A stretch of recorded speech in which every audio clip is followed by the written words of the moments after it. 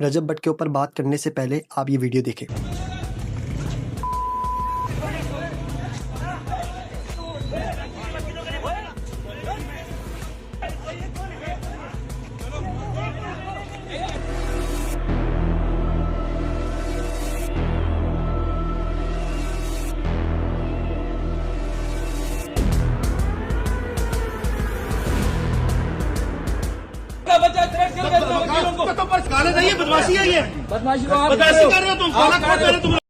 ये सब स्टार्ट ऐसे होता है कि रजब भट्ट ने एक परफ्यूम लॉन्च किया 295 के नाम से। अब होता ये कि तहरीक लब्बैक पार्टी के कुछ कारकुनान सुप्रीम कोर्ट के अंडर सेक्शन 295C ये बताते हैं कि असल में 295C एक जो रूलिंग जो पास की गई है सेनेट के अंदर, वो इसके ऊपर है कि जो रसूलुल्लाह सल्लल्लाहु अलैहि वसल्लम की बेहुरमती करे।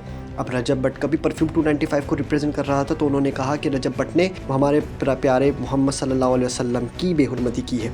हालांकि रजब भट्ट का ये बयान सामने आया कि उन्होंने 295 परफ्यूम जो लॉन्च किया था वो सिद्धू मूसावाला को रिप्रेजेंट करने के लिए लॉन्च किया था, जिसके ऊपर उन्होंने आवाम से माफ़ी भी मांगी और कुरान के ऊपर हाथ भी रखा। इस केस के बाद सोलंकी साहब हैदरी मार्केट पुलिस स्टेशन के अंदर एक FIR दर्ज करते हैं फेमस यूट्यूबर रजब भट्ट के ख़िलाफ़। उसमें ये कहते हैं कि उन्होंने दिसंबर के अंदर एक वीडियो देखी जहाँ वो नमाज़ पढ़ रहे थे और पीछे म्यूज़िक भी चल रहा था।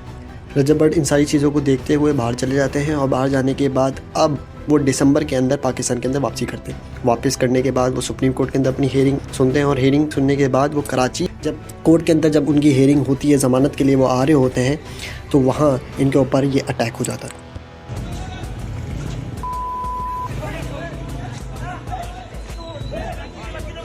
और आप तस्वीर में देख सकते हैं कि इन्हें कितनी चोटें आई, यहाँ तक कि नाइफ़ का भी इस्तेमाल किया गया ताकि इनको गहरे से गहरे ज़ख्म दिए जाए।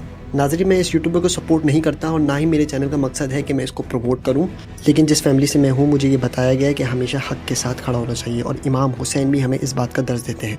लेकिन सवाल ये है कि सबसे बड़ा गुनाह तो शिर्क है, तो शिर्क में हिंदू भी करते हैं, क्रिश्चियन भी करते हैं, ज्यूज़ भी करते हैं। क्या इसका मतलब ये है कि हम हर किसी को मारना शुरू कर दें? नहीं, इसका मतलब ये गलत है।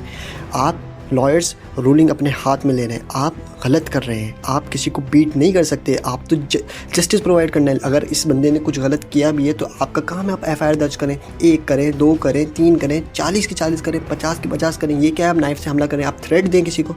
इसका मकसद ये है कि आपका कोई मोटिव कुछ और है। आपका मोटिव इस्लाम नहीं है, आपका मोटिव है पैसा कमाना, आपका मोटिव है कि किसी को तंग करना। आज इसके साथ हुआ है, कल हमारे साथ होगा, कल किसी और के साथ होगा। मैं हर वकील को नहीं कह रहा, लेकिन जो इस टाइप के वकील हैं हमारे सिस्टम को चाहिए इनको निकालें।